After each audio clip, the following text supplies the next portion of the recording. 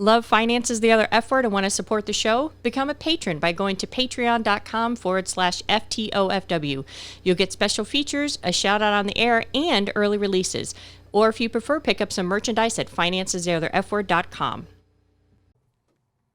As fantastic a CFP as Mel O is, as wonderful an attorney as I am, and as good as Stormy is at whatever it is he does, please do note that anything said in our podcasts are our opinions alone and are not meant to be taken as financial or legal advice. Welcome to Finances, the Other F Word, a Gen Xer podcast for musicians and music lovers, where we discuss money and music without all the pretentious bullshit. Here are your hosts, Zoe Terry, attorney at large, Stormy Andrews, founder of Yokel Local Marketing, and Mel O, certified financial planner and author of Finances, the Other F Word. Listener discretion is advised.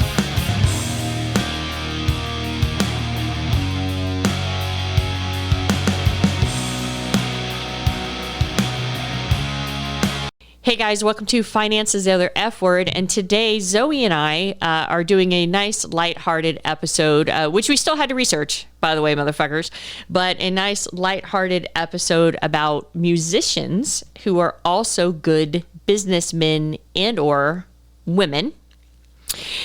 Before we get started, though, I wanted to give a shout out to Blake Pollock, who nicely called me today, and he is in the business, so the financial business, and he called me and he said, hey, we just want to let you know that I've been watching your TikTok videos. I'm digging it. He's like, I like what you say. I like how you're educating people. Keep it up. And it just meant the world to me. So for those of you who are on TikTok, fuck, why don't I know what our fucking thing is, dude? What the fuck? Why do I not know what any of our handles are? It's because all of them have different things. We are on TikTok at FTOFW_podcast. For those of you who are on TikTok, if you want to follow us, yada, yada, yada, that's where we're at. We're also on Clubhouse. We're also on Instagram. And I can't remember where the fuck we are half the time because each one of them have different formatting of, you know, how long something could be. And so it's just a whole fucking shit show, hodgepodge. It is still cold as balls. Have you been getting all this fucking wind, dude? Inside and outside the house, yes. Well, that's because you're fucking farting your ass off. You guys, so we recorded a little bit before this for our patrons. By the way, shout out to Zoe. To Brennan. Yes, from? Ghost Story Guys. Correct. Yay. Yes. Brennan from Ghost Story Guys, who we did an episode. We interviewed him, and I was not prepared to give you the thing, but I'm going to look it up for you right now. And Brennan is the host of Ghost Story Guys podcast, which is one of my favorite podcasts. He's a super cool fucking dude. And he is from episode 184, if you guys want to go back and listen to that episode. And then, of course, make sure that, and that was in season 3, make sure you check out his podcast, Ghost Story Guys. He's cool as fuck, and he became a new patron because he wants to support us. And I just thought that was fucking cool as shit that another podcaster was like, hey, I see value in what you do, and here I'm gonna, give you guys some support and money. And so thank you, Brennan. You guys will probably be hearing Brennan on and off here coming through. He's just a good fucking guy. He's funny as hell. He reminds me of me, which of course just means that he's just amazingly funny, and so why almost as funny as me, but not quite. No, if he's as funny as me, then you're a close second to me. Yeah, you guys, if you're watching this on YouTube, she keeps lifting her leg like a fucking dude, and she's farting. So as we were recording this little jaunt for our patrons before we got started here, she's just been literally almost shitting her pants. So she's going to start off this our podcast and talk about a couple people, and we'll see if she can get all the way through it without passing any gas. And then I'm going to follow it up with 2 of my own people, and then we are going to go from there. So Zoe, do you want to take it away? You look like you're in pain right now. Seriously, you're like sitting there and you just look like you're so in pain, and even though you're not doing anything. It's disturbing, you guys. It's fucking gross. I got to be honest with you. But you know what? To love Zoe, Well, no, I wouldn't really say that. If you love Zoe, love it's my wind. It's part of her. It's just, yeah. Exactly. I can't help it. I have some kind of disorder, my mother says, but I'm just very gaseous. Anyway, so I'm going to talk, as Mel said, we're talking about musicians who are also good businessmen or women. And so I'm going to talk a little bit about Jay-Z and Beyonce, the powerhouse couple of music and good business. And I actually posted a couple of articles to our Facebook page about Jay-Z today and a couple of days ago. So the one a couple of days ago about Jay-Z was about one of his most recent business ventures, which is he just made a deal with LVMH, which is Louis Vuitton Moet Hennessy, who bought a 50% stake in his champagne brand, Armand de Brignac, whose nickname is Ace of Spades. Oh, you can't take Motorhead's thing. Fuck that. Well, I'm sorry. I don't make the rules. I know. Okay, I'm just saying. I'm already champagne though. I'm already. Yeah, I mean, I can't drink champagne. It gives me a headache. But I mean, I'm already a little. I can drink it. So if anyone out there would like to have me sample it, just so as I can, give my feedback. But you do know if they send alcohol through the mail without a license, that's illegal. But no. But by all means, send it to Zoe anyway. Oh yeah, I won't say nothing. Yeah, she's good. She's not a snitch. I'm not. Oh no. Snitches get stitches. She is an attorney though, so I don't know. You can never trust them. They're fucking hit and miss. Yeah, I'm barely an attorney anymore. So anyway, he's made Jay-Z's made this deal with LVMH. The financial details have not been made public, but he is estimated to have netted about $250 million out of this little endeavor. So Jay-Z, whose real name is Sean Carter, originally bought a 50% stake in Armand de Brignac in 2006, and he debuted the brand in his Show Me What You Got music video. And then he bought the remaining 50% of the company in 2014. And to give you an idea of how popular it is, they sold more than 500,000 bottles in 2019. Wow. I want a bit. I like champagne. So, yeah, I've got a little bit of a, what's the word?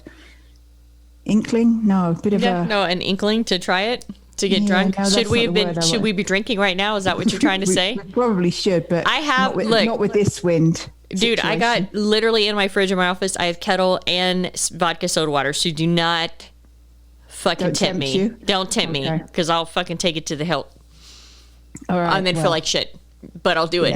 Yeah. Just to prove a point. Of course. Yeah.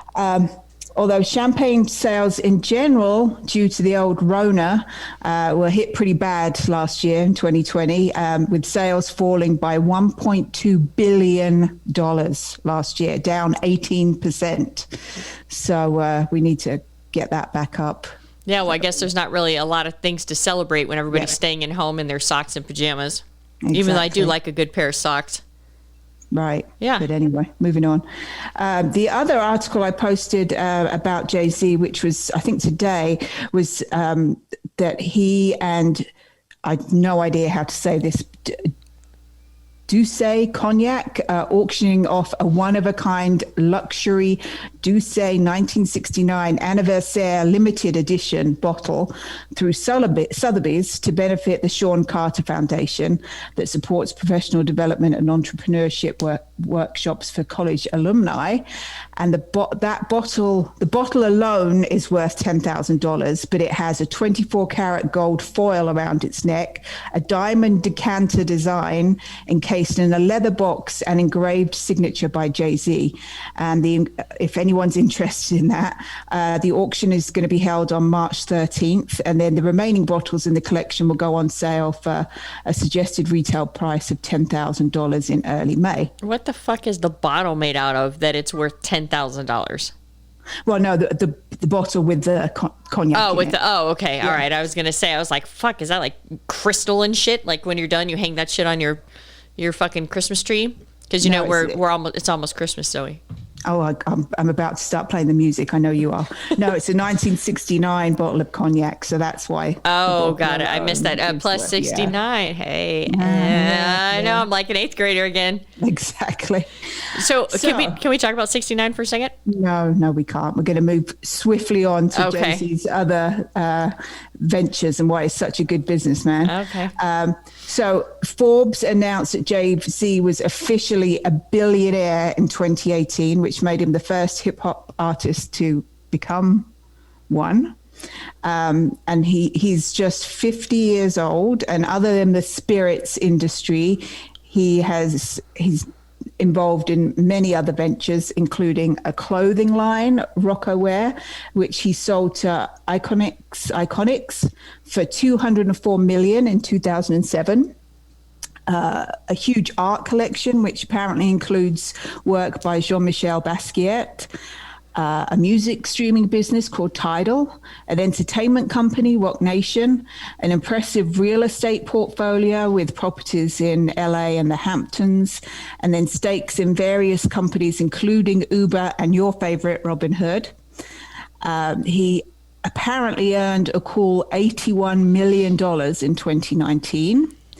And also, he's very savvy because he negotiated the return of his master recordings from Def Jam, as well as the publishing rights to his songs from EMI. So he's also getting all the the money from his own music on top of everything else. Which David Bowie did in the Bowie Bond episode number 20, and Rick DeJesus from Adelita's Way also was able to re-record his music. So smart people all around. Yep. And then, of course, not only that, but he somehow managed to snag the beautiful, wonderful Beyonce, who in her own right is ranked 51 on the Forbes list of America's wealthiest women. They've been married for over a decade. She's apparently worth about $420 million. She, of course, obviously is a famous musician, and partners with the likes of Pepsi, Adidas, or do you say Adidas? Adidas, and by the way, it's Rockaware. I was waiting to correct you. I didn't. When you said Rockerwear, it's Rockaware. What did I say? Rockerwear, like you pronounce it weird. It's okay. You're a Brit. We understand. Okay. Yeah. Thank you. You're welcome.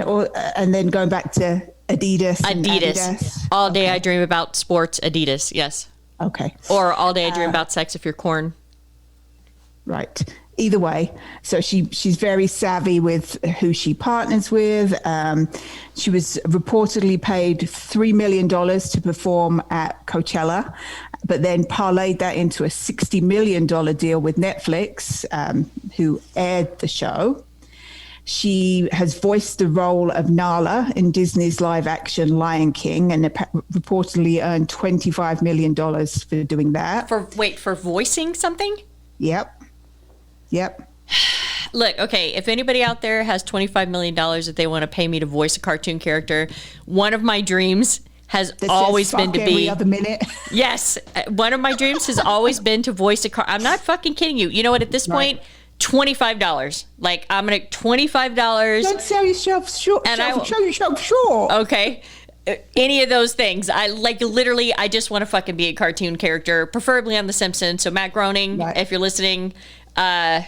fucking holler at me. $25 for you, Matt Groening. Everybody else, $25 million. But Matt Groening, $25 bills, y'all. It's gonna happen. I know. He's gonna call me. We went to the same college. He has to. We graduated from the same college. Yes, we did. Oh wow. Yep. That's very cool. So we're like this. We're like this. He has my number in his phone already. Never met. Yeah. No. He knows who I am. Oh yeah. Mm-hmm. So, other than that, she's co-founded Ivy Park, which is an athleisure clothing line, in 2016. She has a fragrance line that has made sales of $400 million. And she also makes money from endorsement. My cat, I swear. He's now trying to climb the banister. Stop it. Makes money from endorsements, including deals with L'Oreal, Amex, and Pepsi. But does she have a candle that smells like her vagina? Because I have a feeling that more people would want to smell Beyonce's vagina than Gwyneth Paltrow's. Does she have a candle that smells like a vagina? Yes. How the fuck are you living her? Gwyneth Paltrow released a candle that's supposed to smell like her vagina. I've never smelt it. It's a candle or a vagina? Either one. But I mean, if somebody was like, hey, would you like to smell like Beyonce's vagina or like Gwyneth Paltrow's vagina? I'd be like, if I have to smell somebody's vagina, probably Beyonce's. I think it would smell like strawberries. I feel like Beyonce's vagina would smell like strawberries. Like, I honestly feel like that's what her vagina would smell like. Okay.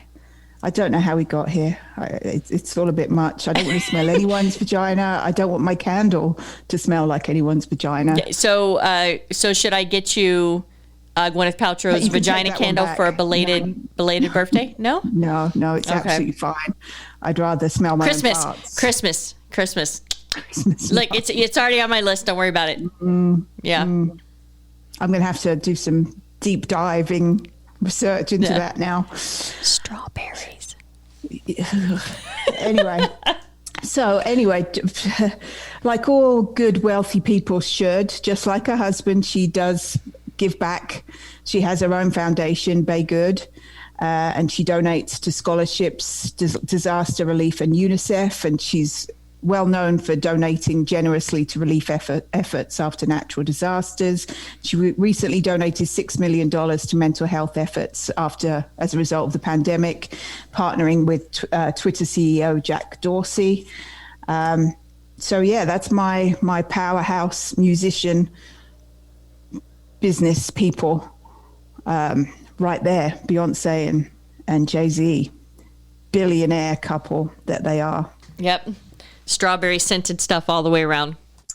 So what does his willy smell like? Well, strawberries too, I imagine. Well, I mean, it depends on how much they get their action on. First of all, the fact that he's even been able to entertain Beyonce's vagina is pretty amazing, because he's a great businessman. He's a great rapper, not super attractive. Beyonce's hot as balls. And that's why I said right at the start he managed to snag her. What would Jay-Z's wing dang doodle smell like? Leather, maybe? Like what is it? What are those smells? You saying Jay-Z has a leathery pee-pee? No, I'm saying like what's like, not a sandalwood, but like a musk, like that really like manly, like there's a smell. It's called like maybe it is sandalwood, or like a fucking sawdust. No, not sawdust. Like not like leather, like leather, but like leather. Right. Like when leather, like a saddle.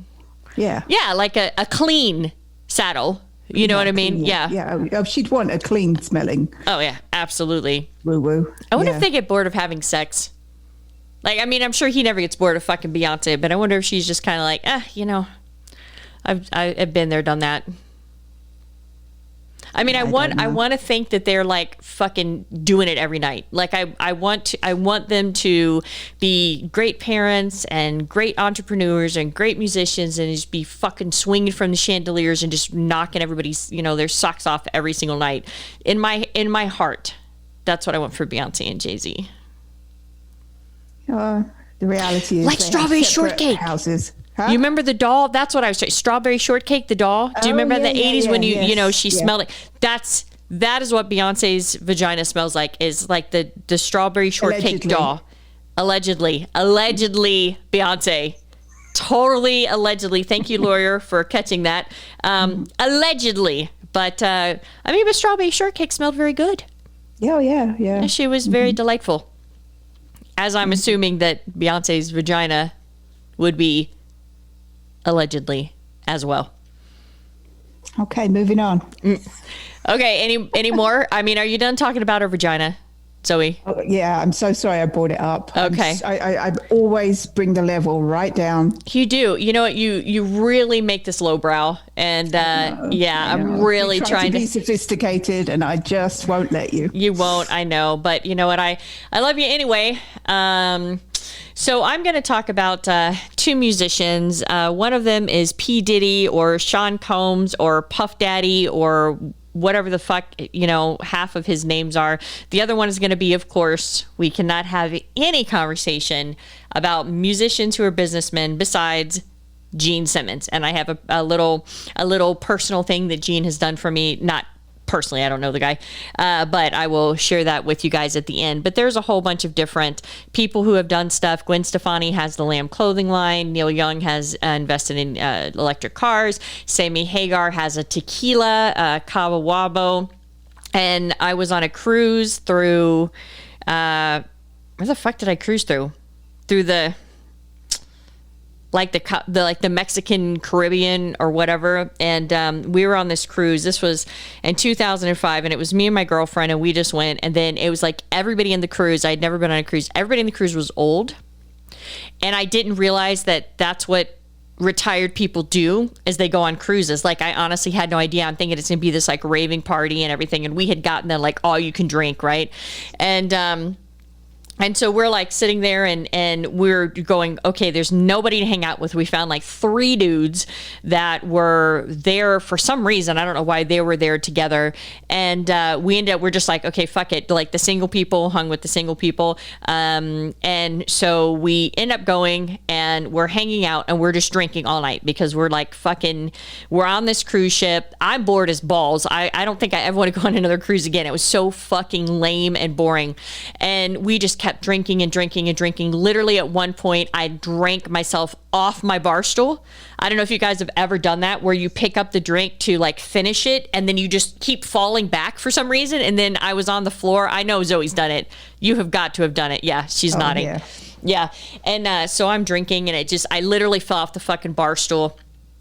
And so it's one of the very rare times that we got off the ship and I'm like, fuck, I want to go to Cabo Wabo. I love Sammy, yada, yada, yada. So we go there, we eat overpriced food. There's these 2 girls at the bar drinking, loud and whatever. And they're drinking this bullshit tequila, foo-foo, fruity drink, something. One of the girls in the middle of talking looks kind of over her shoulder and just pukes up. And we're at the table eating. It's all of us. And we look over and she's like literally just puking up some fruity based tequila beverage, and we're all hungover. Like, hungover is the dead. And we're sitting there and I'm like, oh God, we just can't look at that. And so then, we finally get through our meal and we're dying. And I was much younger then. And at the very end of your meal, at least they used to do then, they bring you the check and they, blah, blah, thank you for coming in. And they put down a huge shot of Cabo Wabo tequila, like huge. It was like in a bucket glass. It wasn't like a little tiny bitch ass shot glass. And she put it down on the table and we all just went like, ah! Like we recoiled from it like it was a fucking bomb. And I'm just sitting there covering my mouth. I'm like, oh my God. Oh, because I don't like tequila already. And the smell of it was wafting. I was like, I'm going to puke. I'm like, my mouth is like, how you get right before you throw up, your mouth gets really saliva-y. I'm like, oh God, Mel. And then this bitch across the way has just puked. And at that point I had to turn. I don't know if they even cleaned it. It was like a non-event. It's like she fucking puked. And then she just kept on talking. And I'm going, clean it up. Nothing. Rag, water, Windex, something. Nope, nothing. Don't know. So she puts the tequila down and all of us just leap from it. And I'm just sitting over there, like slowly rocking myself back and forth, like trying to keep all my chunks in my body. And we're arguing about who's going to drink it because we're still fucking champions and you don't leave alcohol. But at the same time, we are so hungover that because I think we had gotten in the hot tub that night too. Yeah, we were all fucked up. It was a great night. It was a bad morning. And so finally there was a dude, big gentleman, and he was like, all right, he's like, we could share it. I'm like, I ain't doing shit. You guys can fuck right off. So he's like, okay, I'm gonna do it. Cause he outweighed us by like a bunch. He was like just a really, kind of heavy, but then kind of like guy too. And so he picks it up and I was like, don't smell it, dude. Don't smell it. Cause you're going to puke. He slams the thing down and he puts a glass down and we're all just like, oh God, but of course later that night we were drinking again, but we were just like, oh God, we were so sick. And he sat there and he immediately started sweating and he was bald. And I was like, dude, please don't puke. Please don't puke. And he's like, oh my God, he said that was the strongest tequila he had ever tried. Now, I'm not a tequila drinker. I don't know if it's good or bad tequila, but, mas tequila, good on you, Sammy. I love you. Jimmy Buffett, of course, with the parrot head and, Margaritaville. And there's some Margaritavilles here in Las Vegas, as there is, I'm sure, in your neck of the woods. So let's talk really quickly. Oh, before you go, let me just go into it. Yes. Let me just tell you my random puke story. Dude, I want it. I can never get it out of my head. And now you're going to put it in mine. Good job. Yeah. I was with a bunch of friends at the dueling piano bar that used to be down at Town Square. We're at in Town Square? I can't remember, but it was at Town Square. It hasn't been there for years, but I used to love a good dueling piano. And I think I had a friend, this was a good few years ago, because I had a friend visiting from England, and we were all like really tanked up and having a good time. And I looked over and there was it used to be a lot of like bachelor parties and bachelorette parties that would go to this place. And there was a group of girls extremely, extremely drunk that were right near the pianos. And one of them I was just happened to look over at the right or wrong time. And she just turned around to the table, puked into someone else's pint glass, and then just carried on doing what she was doing. Oh, and I was just like, oh. What did the person whose drink that she puked into, did they even react? I don't know. I was too busy, just like going around telling everyone and then continuing on my own shenanigans. But yeah. And then, just and then continue on. Dude, when I get drunk and I puke, which hasn't been for a while, thank God. Like, I'm not that girl. I hate girls who are high maintenance when I used to go out with my girlfriends and stuff. And they're like, oh, I don't feel good. Hold my hair back. Bitch, I am not fucking you and you are not paying my bills. I ain't holding shit. You drank too much. You knew how much you could drink. Take off your fucking shoes. Find a garbage can. I'm going to come back and get you in a minute. But I can't, once I puke, it's like then I got the room spinning. I puke and then I just lay down on my bathroom floor. It's cool. It makes me feel better. And I'm usually like naked, just like, please don't puke again. And the room is just fucking spinning and good times. Wow. Yeah. Pre-COVID. Mm-hmm. All right, let's get to some fun number stuff. God, I would almost really go for a good hangover right now, wouldn't you? Like, just to have the fucking fun to get there. To have the fun beforehand, except for, we both need a good 5-day recovery period. But I know it would be worth it. Yeah, we're going to get our drinking legs back after this COVID bullshit. Okay, so let's talk about P. Diddy. For those of you youngins who might be listening to this podcast, you may or may not know P. Diddy, or you may know him just from his clothing line, Sean John, et cetera, et cetera. But P. Diddy, first of all, he was a unpaid intern at Uptown Records, and he made his way all the way up through to be an AR record in Uptown Records before he got fired, which we'll cover here in just a second.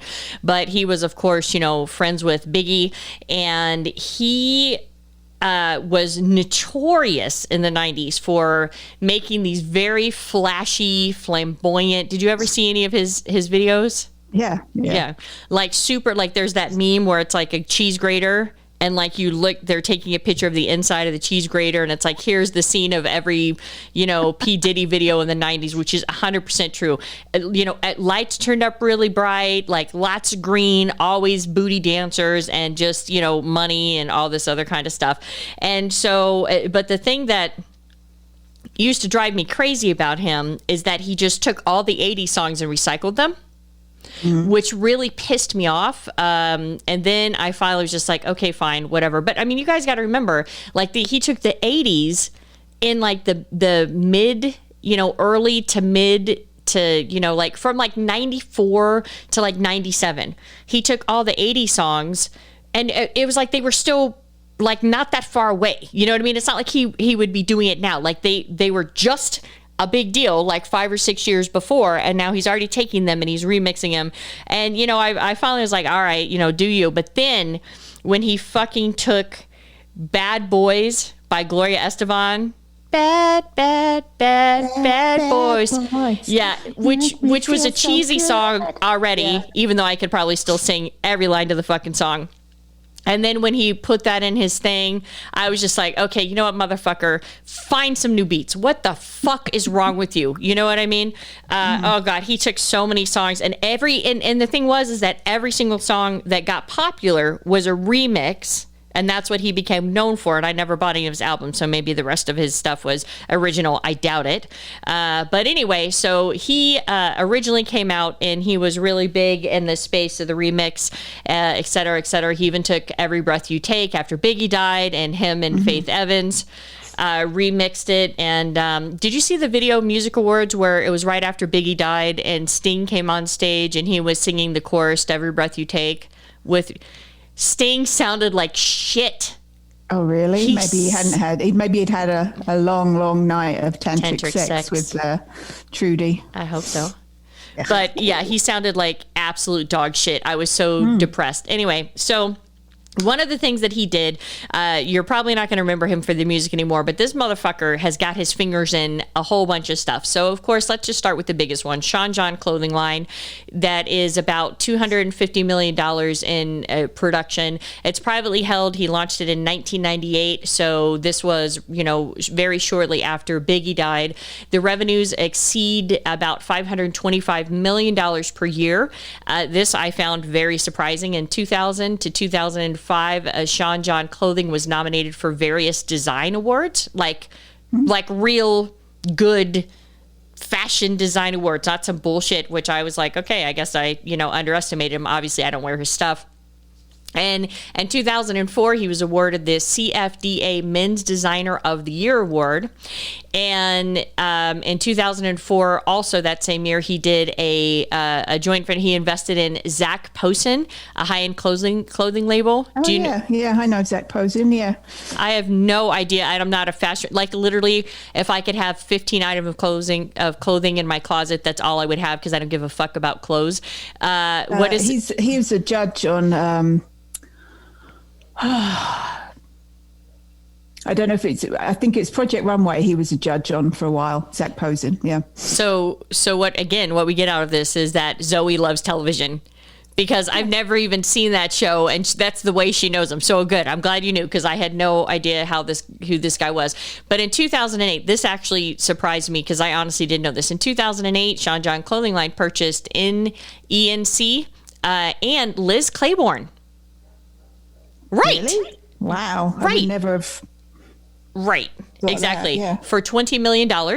And fragrances. I don't know why. I don't know why somebody can't just do a clothing line, and then why they have to couple it with a fragrance. But that was weird. I said fragrance weird. Fragrance weird.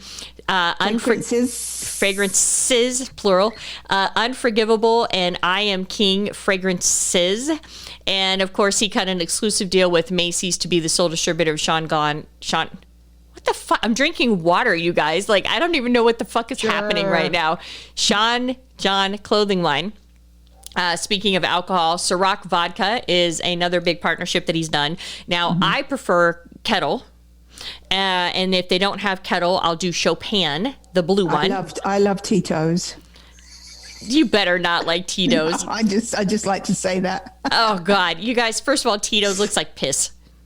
It looks like it's yellow, like it has a yellow tint. I'm like, why is Tito's yellow? And my friend Jax, if you're listening to this podcast, she would buy like a handle of it, and then she could just drink it, and every time it would just make me revolt. And I'm just like, no, fuck that. So I need Kettle. If I don't have Kettle, I need to do Chopin in the blue label. And if they don't have Chopin, I'll do Ciroc. So Ciroc is a vodka that Diddy, Puffy, I don't know what to call him. Diddy has a partnership that he forged in 2007. It's a 50-50 partnership with Ciroc. It is a vodka made out of grapes. And it actually is very smooth. It has a very smooth taste. It's a French vodka distributed by a British-based company. And he does all of the marketing for Ciroc, and they split the profits 50-50, which I thought was pretty cool. He also had no idea about this. He also has a Revolt television network and Revolt Films, and it is a music-oriented digital cable network. And in April 2011, Comcast, they took a stake in NBC Universal, and as part of that, they had to do some minority programs. So they put out like a cattle call for minority-owned networks, and P. Diddy's Revolt put in for it. So as far as April 2011, Comcast went ahead and they put out the solicitation, and in February 2012, Comcast picked up Revolt and 3 other minority-owned networks. And Revolt is dedicated to urban music blocks, which is most of the afternoon programming, which I thought was fantastic because MTV has become such a fucking joke. And if there's Gen Xers out there who are listening to me right now, you fucking feel me, man. Like, I don't know when the fuck, I think it was like 95 or 6. It was when they took away Dial MTV and they made it MTV Live with what the fuck was it? MTV, you know what I'm talking about? That was on it was just a whole bunch of screaming morons in New York Times Square or some bullshit. I don't know. I'm sure listeners are screaming at me. I can't remember it, you guys. I don't fucking remember what the name of it is. But anyway, you know, it just started going to fucking shit. You can't see a fucking video on it to save your life. We're going to talk about that at some point, about the decline of MTV, because as a Gen Xer, man, you got to see it in its fucking prime. It was beautiful. It was amazing. I watched it until my eyes bleed 24 hours a day. So to Diddy's credit, he has a lot of block programming that, you know, are for urban music. And he also has some original programming targeting social injustice and, of course, designed for urban Americans. And he also has a wine and spirits, which we touched on with the Ciroc. He also had, which I did not know, he has a company that he's partnered in, Aqua Hydrate. And it calls itself a performance beverage, but it's a water. Mm-hmm. Okay, it's a water. All right, but but they're marketing it as a performance beverage, and it has double the electrolytes. Oh. So if you're ever drinking water and you're like, man, this water's good, but you know what'd be fucking better? Yeah. Double the fucking electrolytes. That's Diddy. That's Diddy's thing. And he's got it. And Mark Wahlberg, how you doing? Mark, what's up? Marky Mark. Oh. Yeah, when the fucking Funky Bunch, Feel the Vibration. That song, I loved the fuck out of that song, but all I remember in there is that he had a stupid weight bar and he had 2 cylinder blocks on the end of it, which looked retarded, and he was lifting them, which actually weights would have been heavier than the cylinder blocks. But I remember seeing that and I was like, oh my God, he's so strong, which like I could... you know, I could probably do it like, at least once, you know what I mean? But he was doing it, then he like threw it down, I think, and the block shattered. And I was like, oh my God, fuck me. And he never did. So what the fuck up? He doesn't know what he's missing. He doesn't. I mean, I'm not strawberries, but dude, you know, there's scented flavored things. I mean, tell me what you like. I'm just saying. What's your favorite food? Can make it happen. I know. What's your favorite food, Mark? Yeah, look, if Gwyneth Paltrow... I think he likes burgers, don't they? Because they're burger joints. So okay. I'm a meat eater. It's all right. If Gwyneth Paltrow can have a fucking candle that smells like her vagina, I can find the smell that Marky Mark would like to want to get a closer look at mine. So Gwyneth, though, isn't it? It's so Gwyneth. How is that Gwyneth? To have a fucking candle that smells like a vajayjay. It just is. But who wants to smell her vajayjay? That's what I'm saying. Nobody. How would it be? So why would she... I don't know. Are you saying she's arrogant? Didn't she try to do a fake British accent for a hot minute? Yes, she did. Oh, so that's really what it's about. It's about the fact that she tried to fake the funk as a British person, and Zoe's holding it against her. Like Madonna, who has lived in Britain for about 2 minutes and all of a sudden had a British accent, and yeah. Well, you know what we say. What? Fuck Madonna. I know, Madonna. Yep. Okay, so he also has the Blue Flame Agency, which is a marketing agency. There you go. That's all we're going to say. And then, of course, out of this, Bad Boy Entertainment, which is what he's known for, you know, bad boys getting more money than you can count, wine buying things you can't even pronounce. I'll do it to your cat for a large amount. Okay, so I know I don't sound anything like him, but if you put the song on, I can sing the whole song right now, even though I don't have his flow by any means, and I sound very white girl. And that's okay. I'm all right with that. So he founded the record label in 1993. It's a division of Sony Music. Currently, he has Elephant Man, Faith Evans, 112, Mace, and of course, the Notorious B.I.G. And also, the only reason I mention this is for two reasons. Number one, the guy's currently sticking it to one of the hottest girls I think I've ever laid eyes on, Megan Fox. She's fucking gorgeous. Like, Megan Fox is gorgeous. So Machine... she was... Oh, Machine Gun Kelly. Machine Gun Kelly. Yeah, no, yeah. So he's sticking it to one of the hottest... So Megan Fox is... I thought you meant that P. Diddy was. And I was oh, like, no. Well, I thought Machine Gun Kelly was. No, Machine Gun Kelly is. And the only reason why the reason why I want to give special shout out to him is because he played Tommy Lee in The Dirt. And I had no idea who he was. Yep, I had no idea who he was, but he did a great job. And Tommy Lee even said that he did a great job. So, good on you, Machine Gun Kelly. I've seen a couple of your videos. Not super my type of music, but good on you. And so he's currently under Bad Boy Entertainment. And we talked about, Diddy's rise through all the way from unpaid intern all the way up through A&R rep, and then fired with Uptown. And then so he went out and he made his own label, which of course is, Bad Boy. And then he had a big feud with Death Row Records. So there's this really good biography on Netflix that talks about it's the root of hip hops, and it's like a fucking 3-season. It's like 10 seasons or 10 episodes each season. It's like, this thing is amazing. If you like music, you'll just be blown away by this. But basically what happened is, of course, Notorious Suge Knight, who everybody knows about, who I think might still be in jail, has probably been linked to a couple murders, whether they've proved him or not proved him, I can't remember. And Suge Knight was pissed off at Diddy because he said his bodyguard shot and killed one of Suge Knight's friends. And so there was this whole big rivalry. Plus, at the time, Death Row Records, this was when Dre obviously was on it, and this was at the height of when gangster rap was really coming online. And this was people who actually had done gangster shit, that were doing gangster rap at the time, not like some of the people who are rapping who are saying they're gangsters. Like, these were really people who were actually in that lifestyle. So this is when everything was really, East Coast, West Coast, et cetera, et cetera. And of course, we had the whole feud between Tupac and Biggie. And then, of course, when Tupac was signed to Death Row after he got out of jail for allegedly being accused of he was accused of sexual assault. He was found guilty. Whether he did it or not, I'm not going to get into that because I don't know. We talked about his letter to Madonna from jail during that time on the music memorabilia episode that we had talked about. And it was actually pretty relatively sweet. I think he still wanted to fuck her at the time. So anyway, so Tupac blamed Puffy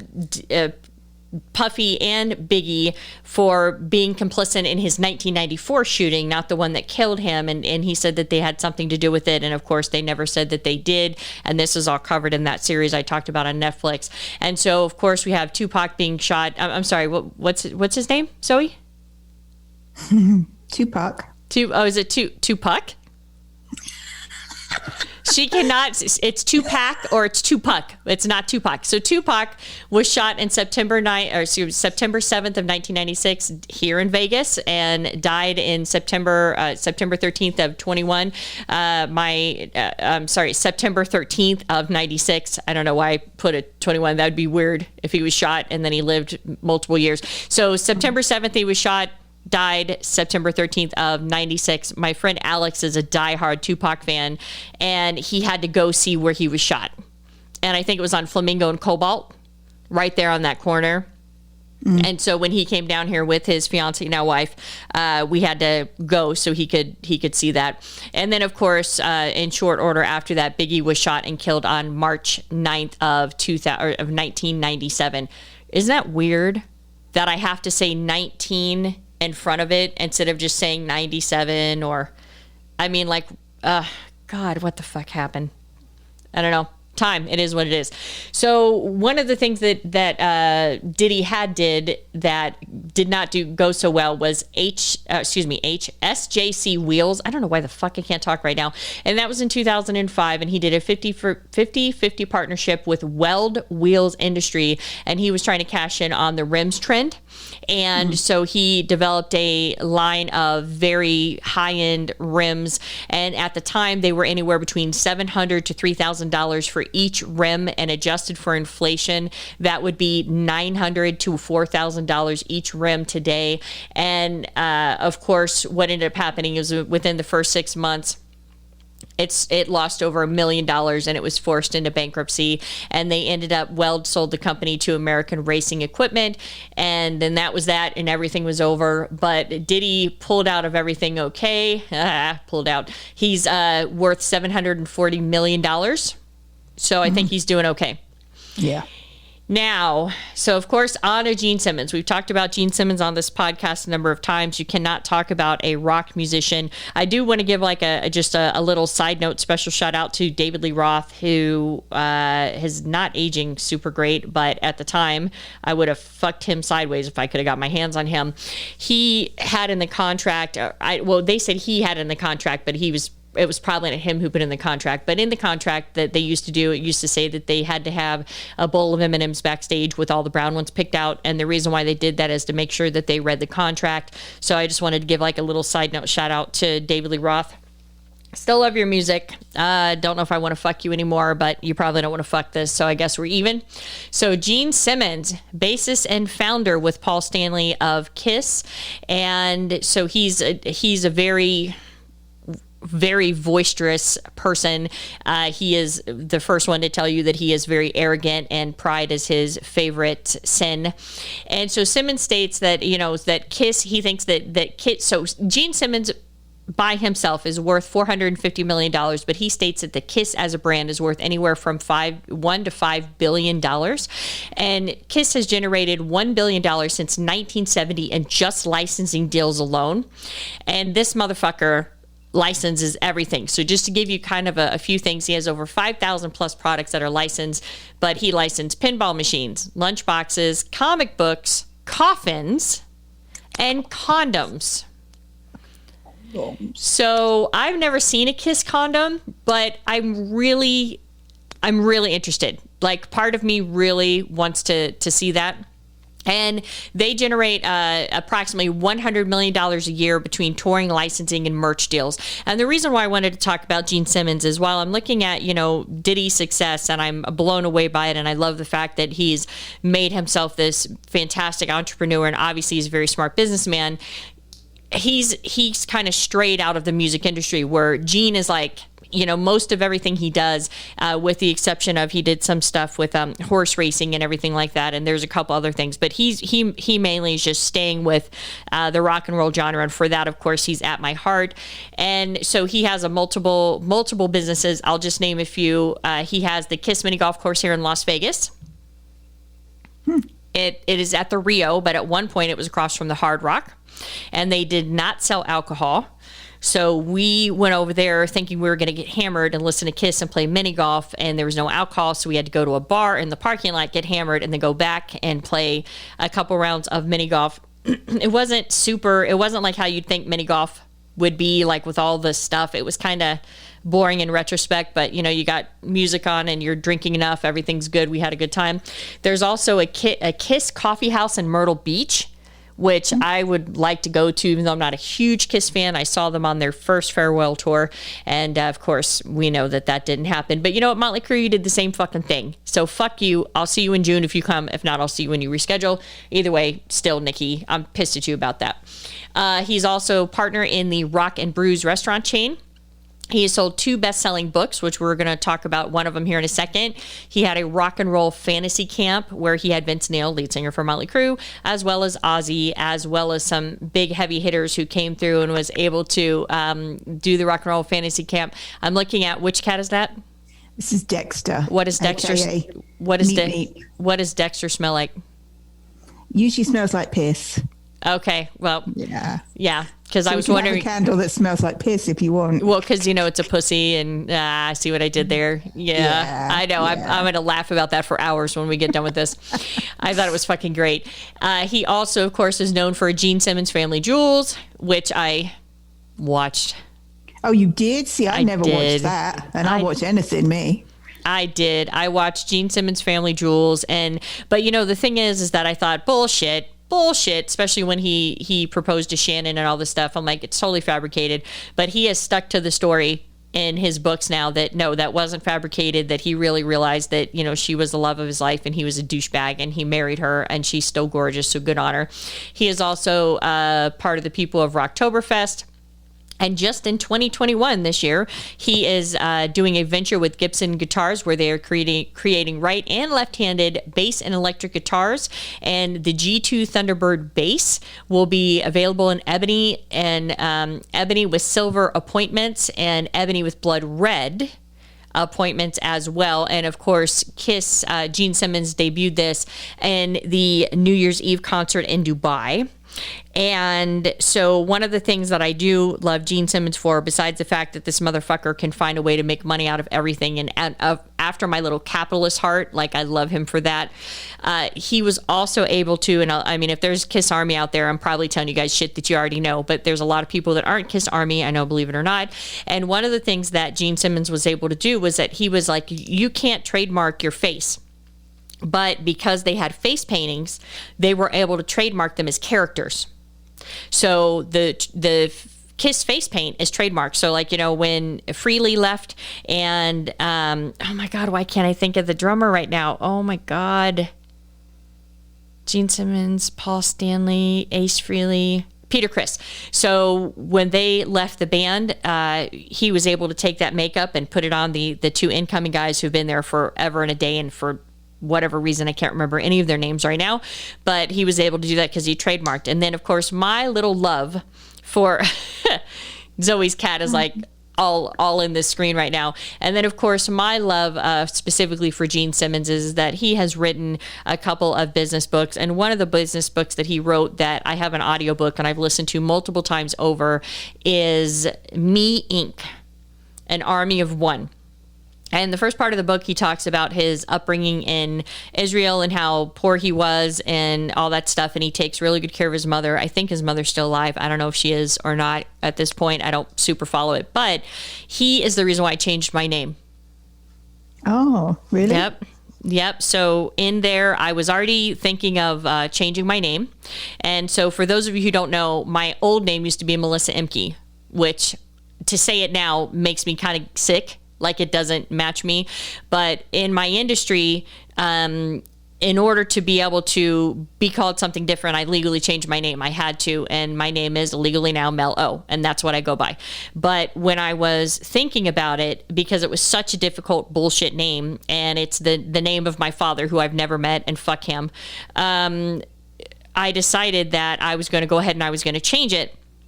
And I was thinking about it, and I didn't know, like, I was going to be a pain in the ass. And then I thought, well, fuck, women get married and they change their name all the fucking time. I'm like, well, if I'm going to change my name, please fucking believe I'm going to change it for me before I'm going to change it for anybody else, you know? And I'm sitting there cleaning my kitchen counter and I'm listening to audio, you know, listening to his audiobook. And then he's talking about how his name was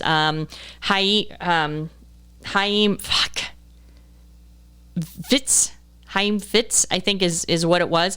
And Haim Fitz is what his name actually was. And then he changed it to Gene Klein when he was a teacher. But then when he became a rock star on his way to rock stardom, he changed it to Gene Simmons. And there you go. Gene Simmons is now who we know and love. And I remember he was talking about his process of why he decided to change his name. And he pointed out that, you know, the name is the one thing that you can't change. You can't change your race, you can't change your sex, you can't change your family, you can't change where you were born, but you can change your name. And as I'm cleaning the counter, he says, if your name is difficult to pronounce, change it. And I literally stopped right there because my past name was very hard to pronounce. I love my mother, God bless her soul. Or not God bless her soul, she's still alive. I don't know why I said that. That was weird. Zoe's eyes got big, like, what the fuck happened? I didn't know that. So God bless my mother. But she wanted to spell it a very particular way, which caused me massive problems. And, you know, but I mean, you know, I love her still. And when he said that, I just stopped and I was like, yeah, what the fuck? Why am I... Like, I am not attached to this last name at all. And so I changed my name to who you know and love as Mel O. So that is my personal story for Gene Simmons. If he ever, since I know he's probably an avid listener of the podcast, when you get to this episode, holler out to you, Gene. We appreciate you. And I appreciate you specifically. And I love the fact that you have been quoted as saying, I love to make more money. And I'm like, fucking, I know how you feel, bro. Like, that's pretty amazing shit. So anyway, that wraps up this little light episode of us today. Do you have anything to add, Zoe? No, I don't think so. I'm covered in cat right now, so cat and farts. That's how I like to be. Yes, I know. Oh, sorry. Hold on 1 second. You do smell. My goodness. You smell very much like wee wee. Good Lord. Okay. All right. So my dog is like having a fit right now. So anyway, so we hope that you enjoyed this episode. We are going to be doing some other episodes here where we're going to be talking about the $15 minimum wage and how that could affect the economy, good, bad, and indifferent. In the meantime, you can always follow us on social media at Finance is the Other F Word. You can hit us up for a Clubhouse invite through our DM on Instagram, and we'll get you in through Clubhouse. You can follow us on Facebook. Basically, just all the social medias at Finance the Other F Word. Make sure you follow Zoe on. I'm sorry, not Zoe. Technically, her kitty. Not that kitty. One of her other kitties, Lily Lou Mittens. I think I'd rather see pictures of Lily Lou Mittens than your actual kitty. Yes. Oh, you mean rather than Dexter or my actual? Your actual kitty. It's very what's the word? Strawberry blonde? No. Well, yes, but what's the word I'm looking for? Oh, I'm struggling today. Cultivated right now because I had a OBGYN, so I didn't think that she'd really want the 70s bush going on. So I like how you do that for your OBGYN who's a girl but not your man. That's fantastic. So anyway, follow Lily Lou Mittens on Instagram. You can become a patron. You can buy merchandise at financeotherfword.com. Am I forgetting anything? Oh, our book, Finance the Other F Word, Another F Word to Love, on Walmart, Target, Barnes & Noble, online. And with that, we hope you guys have an enjoyable rest of your week, and we are out this bitch. Cheerio. Bye. Thank you for listening. If you like the show, please rate and review us and tell your friends.